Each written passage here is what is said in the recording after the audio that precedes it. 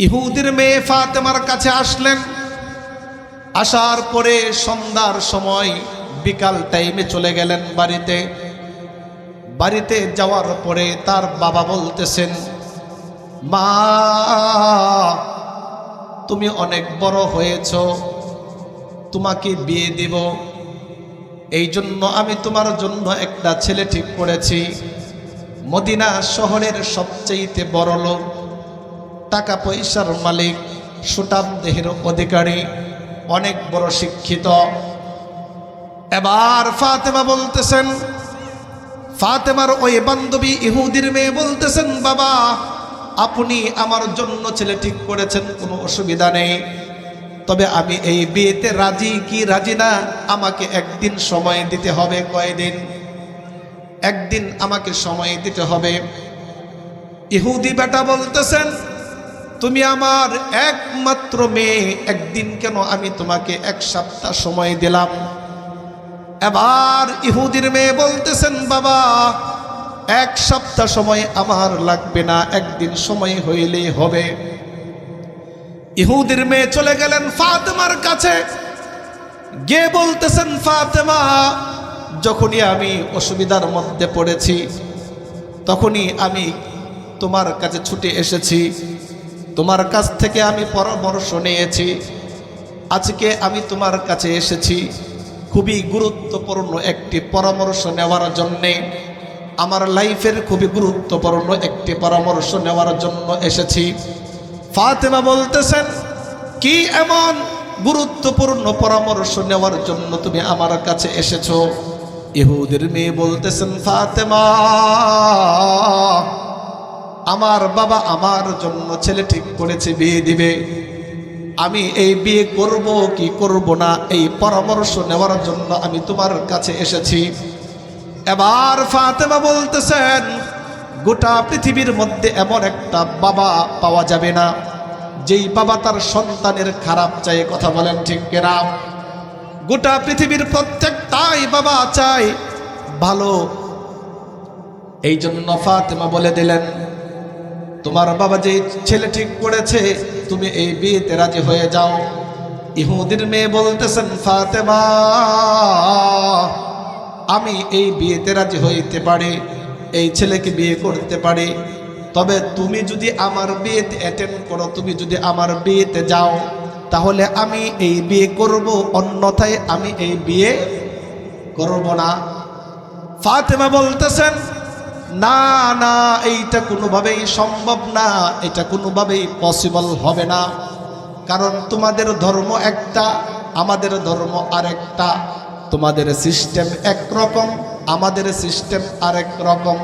তাছাড়া তোমার বাবা আমার বাবার জাত শত্রু। কি শত্রু? জাত শত্রু।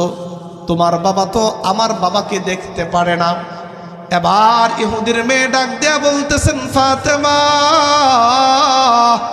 শুনে রাখো, শুনে রাখো, শুনে রাখো, সৃষ্টিকর্তাকে সাক্ষী রেখে বলতেছি, তুমি ফাতেমা যদি আমার বিয়েতে অ্যাটেন্ড না করো, তুমি ফাতেমা যদি আমার বিয়েতে না যাও, সৃষ্টিকর্তাকে সাক্ষী রেখে বলতেছি, আমি এই ছেলেকে কেন আমি জীবনে কোনোদিন বিয়েই বসবো না।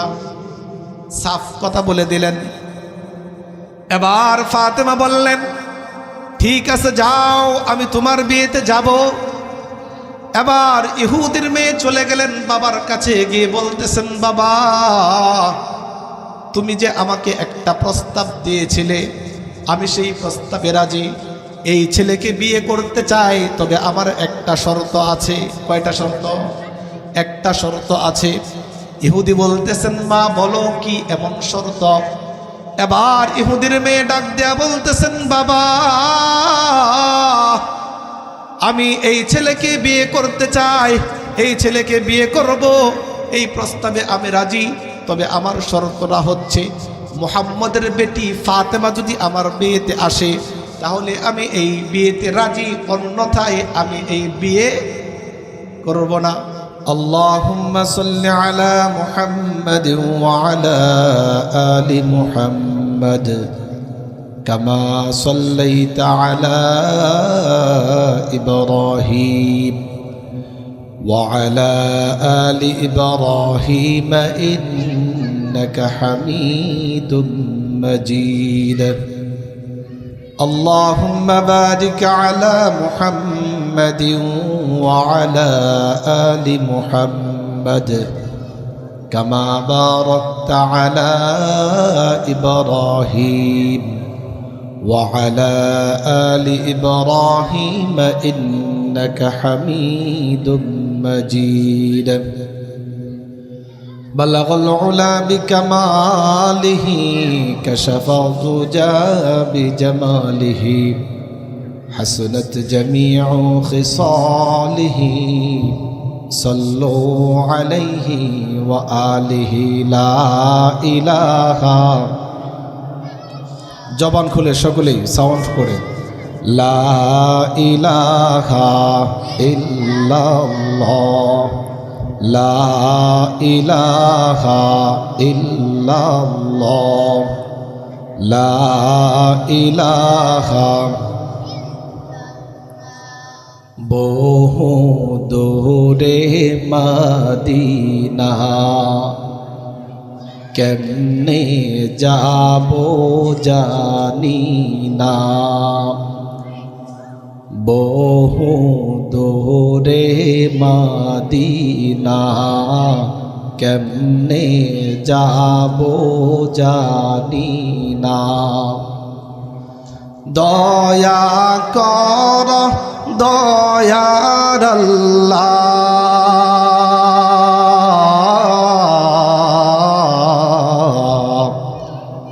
পুরাও মনের বাসনা লা ইলাহা লা ইলাহা ইল্লাল্লাহ লা ইলাহা লা ইলাহা ইল্লাল্লাহ মুহাম্মাদুর রাসূলুল্লাহ সাল্লাল্লাহু আলাইহি ওয়াসাল্লাম আলহামদুলিল্লাহ আল্লাহ পাক রব্বুল আলামিনের দরবারে লাখ কোটি শুকর ও সুজুদ আদায় করছি যে মহান আল্লাহ পাক রব্বুল আলামিন আপনাকে আমাকে আমাদের সকলকে দুনিয়ার সমস্ত কাজ থেকে ফারেক করে দুনিয়ার সমস্ত ঝামেলা থেকে মুক্ত করে দ্বীনি মজলিসে আসার এবং বসার যে তৌফিক দিয়েছেন সেই মহান আল্লাহ পাক রব্বুল আলামিনের দরবারে অন্তরের অন্তরস্থল থেকে শুকর আদায় করেছি সকলেই বলি আলহামদুলিল্লাহ। অল্প সময় কথা বলবো। আমরা যারা এই প্যান্ডেলের ভিতরে বসে আছি কাকে খুশি করার জন্যে? বলেন, কাকে খুশি করার জন্যে? দ্বিতীয় কোনো উদ্দেশ্য আমাদের আছে? আমাদের উদ্দেশ্য হচ্ছে একটাই, সেটা হচ্ছে আল্লাহ পাক রব্বুল আলামিনকে খুশি করা, আল্লাহ তাআলার সন্তুষ্টি অর্জন করা, আল্লাহ পাক রব্বুল আলামিনের মাহবুব বান্দা হওয়া। এই প্যান্ডেলের ভিতরে বসে কোরআন হাদিসের আলোচনা শুনে যেন আমরা সকলেই ইহদিনাস সিরাতাল মুস্তাকিমের পথ ধরে জান্নাত পর্যন্ত পৌঁছতে পারি, এইটাই হচ্ছে আমাদের লক্ষ্য উদ্দেশ্য। দ্বিতীয় কোনো উদ্দেশ্য আমাদের মাঝে আছে? কথা বলেন, আছে? নাই। আল্লাহ পাক রব্বুল আলামিন যে আয়াতে কারিমা তেলাওয়াত করেছে, আয়াতের অর্থটা বলতেছি। আল্লাহ পাক রব্বুল আলামিন নবীকে দিয়ে বলান যে আল্লাহ তাআলা বলেন, যদি আল্লাহ তাআলাকে কোনো বান্দা মোহাব্বত করতে চান তাহলে সে যেন সর্বপ্রথম আল্লাহর রাসূল সাল্লাল্লাহু আলাইহি ওয়াসাল্লামকে অনুসরণ করে। যদি আল্লাহর রাসূলকে অনুসরণ করতে পারি, আল্লাহ তাআলাকে আপনার আমার মোহাব্বত করতে হবে না, স্বয়ং আল্লাহ আপনাকে আমাকে ইউহিব্বুকুমুল্লাহ, আল্লাহ নিজে আপনাকে আমাকে মোহাব্বত করবেন। সুবহানাল্লাহ। এই যে আল্লাহ তাআলার মোহাব্বত করা, আল্লাহ তাআলার ভালোবাসা পাওয়ার জন্যে ইহদিনাস সিরাতাল মুস্তাকিমের পথ ধরার জন্যে, কারণ মৃত্যুর পরে আমাদের ঠিকানা হচ্ছে দুইটা, রাস্তা কয়টা? ফারিকুন ফিল জান্নাতি ওয়া ফারিকুন ফিস সাঈর। একটা রাস্তা জান্নাত আর একটা রাস্তা জাহান্নাম। এই যে জান্নাতে যাওয়ার জন্য যে রাস্তাটা প্রয়োজন, ইহদিনাস সিরাতাল মুস্তাকিম, এই ইহদিনাস সিরাতাল মুস্তাকিমের পথে যেন আমরা সকলেই চলতে পারি, এই পথ ধরে যেন আমরা জান্নাত পর্যন্ত পৌঁছতে পারি, এইটাই হচ্ছে আমাদের লক্ষ্য, উদ্দেশ্য। দ্বিতীয় কোনো উদ্দেশ্য আছে? নাই।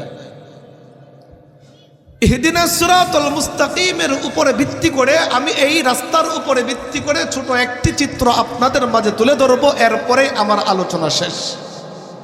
যেহেতু অনেক বক্তা, অনেক আলোচক, অনেক উলামায়ে কেরাম আজকে আপনাদের মাঝে উপস্থিত হয়েছেন, সকলে বলে আলহামদুলিল্লাহ। আল্লামা জুলফিকার নকশবন্দি খুতুবাতে জুলফিকারের মধ্যে লিখেছেন, নবী আলাইহিস সালাতু ওয়াস সালামের কলিজার টুকরা মেয়ে ফাতেমা, নবী আলাইহিস সালাতু ওয়াস সালামের মেয়ে ফাতেমা আলী রাদিয়াল্লাহু তাআলা আনহুর কি স্ত্রী, হাসান হুসাইনের মা। এই ফাতেমা রাদিয়াল্লাহু তাআলা আনহা ছোটবেলা থেকে চলতে চলতে একটা ইহুদির মেয়ের সাথে একটা সুসম্পর্ক হয়ে যায়, হয় না? সুসম্পর্ক হয়ে গিয়েছে। 1 বছরের সম্পর্ক নয়, 2 বছরের না, প্রায় 12 বছর ধরে, 1 যুগ ধরে ইহুদির মেয়ের সাথে ফাতেমার একটা সুসম্পর্ক। বুঝতেছেন কথা? কার সাথে সম্পর্ক? ইহুদির মেয়ের সাথে কার সম্পর্ক? ফাতেমার। হযরত ফাতেমা রাদিয়াল্লাহু তাআলা আনহা প্রতিদিন তার কাছে চলে আসে ইহুদির মেয়ে। 12 বছর ধরে ফাতেমার সাথে সম্পর্ক। ইহুদির মেয়ে যখনই অসুবিধার মধ্যে পড়ে যায়, তখনই পরামর্শ নেওয়ার জন্য ফাতেমার কাছে চলে আসে। ফাতেমা রাদিয়াল্লাহু তাআলা আনহা যে পরামর্শ দেয়, সেই পরামর্শ অনুযায়ী ওই ইহুদির মেয়ে চলে। এমন ভাবে একদিন ইহুদির মেয়ে ফাতেমার কাছে আসলেন। আসার পরে সন্ধ্যার সময়, বিকাল টাইমে চলে গেলেন বাড়িতে। বাড়িতে যাওয়ার পরে তার বাবা বলতেছেন, মা, তুমি অনেক বড় হয়েছ, তোমাকে বিয়ে দিব, এই জন্য আমি তোমার জন্য একটা ছেলে ঠিক করেছি। মদিনা শহরের সবচেয়ে বড় লোক, টাকা পয়সার মালিক, সুঠাম দেহের অধিকারী, অনেক বড় শিক্ষিত। এবার ফাতেমা বলতেছেন, ফাতেমার ওই বান্ধবী ইহুদির মেয়ে বলতেছেন, বাবা, আপনি আমার জন্য ছেলে ঠিক করেছেন, কোনো অসুবিধা নেই, তবে আমি এই বিয়েতে রাজি কি রাজি না, আমাকে একদিন সময় দিতে হবে। কয়দিন? একদিন আমাকে সময় দিতে হবে। ইহুদি বেটা বলতেছেন, তুমি আমার একমাত্র মেয়ে, একদিন কেন, আমি তোমাকে 1 সপ্তাহ সময় দিলাম। এবার ইহুদির মেয়ে বলতেছেন, বাবা, 1 সপ্তাহ সময় আমার লাগবে না, একদিন সময় হইলেই হবে। ইহুদির মেয়ে চলে গেলেন ফাতেমার কাছে, গিয়ে বলতেছেন, ফাতেমা, যখনই আমি অসুবিধার মধ্যে পড়েছি, তখনই আমি তোমার কাছে ছুটে এসেছি, তোমার কাছ থেকে আমি পরামর্শ নিয়েছি। আজকে আমি তোমার কাছে এসেছি খুবই গুরুত্বপূর্ণ একটি পরামর্শ নেওয়ার জন্যে, আমার লাইফের খুবই গুরুত্বপূর্ণ একটি পরামর্শ নেওয়ার জন্য এসেছি। ফাতেমা বলতেছেন, কি এমন গুরুত্বপূর্ণ পরামর্শ নেওয়ার জন্য তুমি আমার কাছে এসেছো? ইহুদির মেয়ে বলতেছেন, ফাতেমা, আমার বাবা আমার জন্য ছেলে ঠিক করেছে, বিয়ে দিবে। আমি এই বিয়ে করব কি করব না, এই পরামর্শ নেওয়ার জন্য আমি তোমার কাছে এসেছি। এবার ফাতেমা বলতেছেন, গোটা পৃথিবীর মধ্যে এমন একটা বাবা পাওয়া যাবে না যেই বাবা তার সন্তানের খারাপ চায়। কথা বলেন ঠিক কিনা? গোটা পৃথিবীর প্রত্যেকটাই বাবা চায় ভালো। এই জন্য ফাতেমা বলে দিলেন, তোমার বাবা যে ছেলে ঠিক করেছে তুমি এই বিয়েতে রাজি হয়ে যাও। ইহুদির মেয়ে বলতেছেন, ফাতেমা আমি এই বিয়েতে রাজি হইতে পারি, এই ছেলেকে বিয়ে করতে পারি, তবে তুমি যদি আমার বিয়েতে অ্যাটেন্ড করো, তুমি যদি আমার বিয়েতে যাও, তাহলে আমি এই বিয়ে করব, অন্যথায় আমি এই বিয়ে করব না। ফাতেমা বলতেছেন, না না, এইটা কোনোভাবেই সম্ভব না, এটা কোনোভাবেই পসিবল হবে না।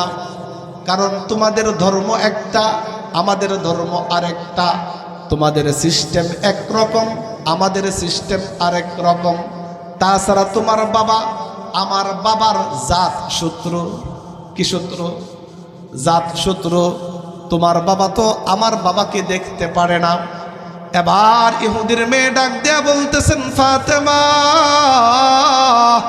শুনে রাখো, শুনে রাখো, শুনে রাখো, সৃষ্টিকর্তাকে সাক্ষী রেখে বলতেছি, তুমি ফাতেমা যদি আমার বিয়েতে অ্যাটেন্ড না করো, তুমি ফাতেমা যদি আমার বিয়েতে না যাও, সৃষ্টিকর্তাকে সাক্ষী রেখে বলতেছি, আমি এই ছেলেকে কেন আমি জীবনে কোনোদিন বিয়েই বসবো না।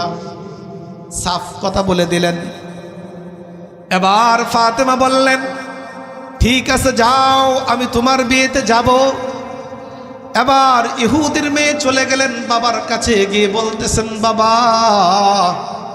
তুমি যে আমাকে একটা প্রস্তাব দিয়েছিলে, আমি সেই প্রস্তাবে রাজি, এই ছেলেকে বিয়ে করতে চাই, তবে আমার একটা শর্ত আছে। কয়টা শর্ত? একটা শর্ত আছে। ইহুদি বলতেছেন, মা বলো কি এমন শর্ত? এবার ইহুদির মেয়ে ডাক দেয়া বলতেছেন, বাবা আমি এই ছেলেকে বিয়ে করতে চাই, এই ছেলেকে বিয়ে করব, এই প্রস্তাবে আমি রাজি, তবে আমার শর্তটা হচ্ছে মুহাম্মদের বেটি ফাতেমা যদি আমার বিয়েতে আসে, তাহলে আমি এই বিয়েতে রাজি, অন্যথায় আমি এই বিয়ে করব না। এখন তার বাবার রক্ত মাথায় উঠে গেছে, পায়ের রক্ত মাথায় উঠে গেছে। বলতেছেন, অসম্ভব, এটা কোনোভাবেই সম্ভব না। তাদের ধর্ম একটা, আমাদের ধর্ম আরেকটা, তাদের সিস্টেম একরকম, আমাদের সিস্টেম আরেক রকম। আর মুহাম্মদ হচ্ছে আমার একদম জাত শত্রু। মুহাম্মদ আমার কি শত্রু? জাত শত্রু। এটা কোনোভাবেই পসিবল না। দরকার পরে আমি ছেলের কাছে কেন, আমি কোনোদিন তোমাকে বিয়ে দিব না, তারপরে আমি মুহাম্মদের বেটি তোমার বিয়েতে আসো, সেইটা আমি কখনোই রাজি হব না। এখন ইহুদির মেয়ে বলতেছেন, বাবা শুনে রাখো, যদি মুহাম্মদের বেটি ফাতেমা যদি আমার বিয়েতে না আসে, আমি সৃষ্টিকর্তাকে সাক্ষী রেখে বলতেছি, আমি কোনোদিন বিয়ে করব না। এখন ইহুদি বেটা বলতেছে, দেখো তোমার বিয়েতে মদিনা শহরের হাই সোসাইটির লোকেরা আসবে, শিল্পপতিরা আসবে, হ্যাঁ অনেক নামি দামি লোকেরা আসবে, আর মুহাম্মদ তো হচ্ছে একটা গরিব মিসকিন। মুহাম্মদ তো তার সন্তানকে ঠিক মতন 3 বেলা খাবারই দিতে পারে না। তার মেয়ে ফাতেমা তো পুরাতন কাপড় পরিধান করে, সিরা কাপড় পরিধান করে, আর তোমার বিয়েতে যদি ফাতেমা পুরাতন কাপড় পরিধান করে আসে, আমার মান সম্মান ইজ্জত সব মাটিতে মিশে যাবে। কে বলছেন এটা? ইহুদি বলতেছেন, আমার মান সম্মান থাকবে না। এবার ইহুদি বেটা কৌশল খাটাইলেন, বলতেছেন, মা শুনে রাখো, ফাতেমা তোমার বিয়েতে আসতে পারবে, তবে আমারও একটা শর্ত আছে। মেয়ে বলতেছেন, কি শর্ত?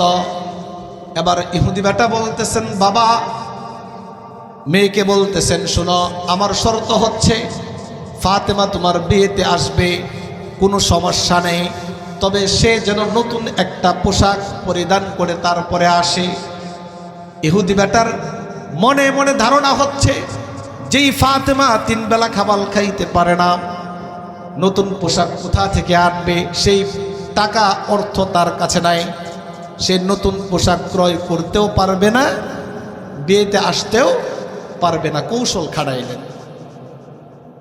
এবার ইহুদির মেয়ে চলে গেলেন ফাতেমার কাছে, গিয়ে বলতেছেন, বোন ফাতেমা, আমার বাবা কোনোভাবেই চাই না তুমি আমার বিয়েতে আসো।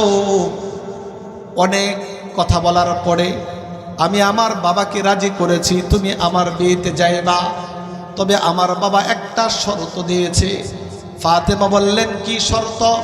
ইহুদির মেয়ে বলতেছেন, শর্ত হচ্ছে তুমি যেন আমার বিয়েতে একটা নতুন পোশাক ক্রয় করে, নতুন একটা পোশাক পরিধান করে আমার বিয়েতে যাও।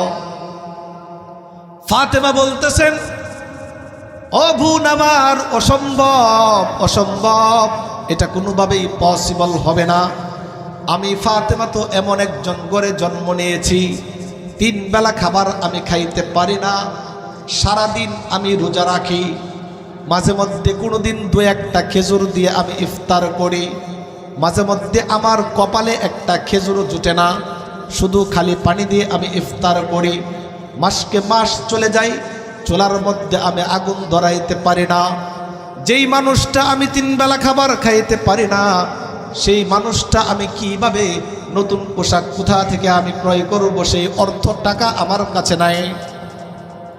এই কথা বলার পরে ইহুদির মেয়ে বলতেছেন, ফাতেমা, আমি জানি তুমি যেই সৃষ্টিকর্তার ইবাদত বন্দেগী করো, যেই গোলামের তুমি যেই মালিকের গোলামি করো, যার ইবাদত বন্দেগী করো, যার কুদরতি পায়ে তুমি সাজদা দাও, আমার দীর্ঘ বিশ্বাস আমি 100% গ্যারেন্টি দিয়া বলতে পারি, তুমি যদি ওই আল্লাহর কাছে তুমি এই অসুবিধার কথা বলো, একটা পোশাকের কথা বলো, তাহলে আমার দীর্ঘ বিশ্বাস ওই আল্লাহ তোমার একটা পোশাকের ব্যবস্থা করে দিবেন। কি বলেছেন? ইহুদির মেয়ে বলতেছেন, ফাতেমা, আমি তো দেখতেছি 12 বছর ধরে আমি দেখতেছি তুমি যেই মালিকের গোলামি করো, যার কুদরতি পায়ে তুমি সাজদা দাও, সেই মালিকের কাছে যদি তুমি একটা নতুন পোশাকের কথা বলো, আমার দীর্ঘ বিশ্বাস ওই মালিক ওই আল্লাহ তোমার একটা পোশাকের ব্যবস্থা করবে। সুবহানাল্লাহ বলবেন না? এত কনফিডেন্স, এত আত্মবিশ্বাস একজন মুসলমানের নাকি একজন ইহুদির মেয়ের? বলেন তো, সংক্ষিপ্ত আকারে বলে দেব, ইহুদির মেয়ের। এরপরে চলে গেলেন। ফাতেমা বলতেছেন, আবেগে বলছেন, তুমি যাও, বাড়িতে চলে যাও, আমি তোমার বিয়েতে যাব। পৃথিবীর সবচেয়ে সুন্দর যেই পোশাকটা, যেই দামি পোশাক, সেই দামি পোশাক পরিধান করে আমি তোমার বিয়েতে যাব। সুবহানাল্লাহ। এরপরে ফাতেমা রাতের অপেক্ষায় রইলেন। রাত যখন হয়ে গেল, যাই নামাজে সাজদায় পড়ে গেলেন।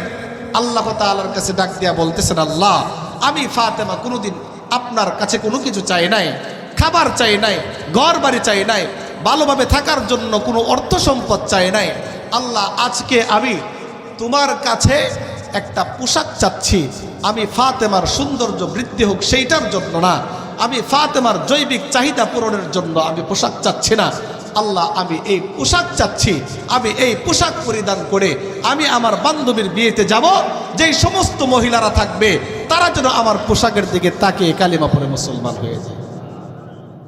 যাই হোক, ঘটনা অনেক বড়, যেহেতু হুজুর চলে আসছে আমি এখন ছেড়ে দিচ্ছি। সকলে ভালো থাকবেন, সুস্থ থাকবেন। আসসালামু আলাইকুম ওয়া রাহমাতুল্লাহি ওয়া বারাকাতুহু।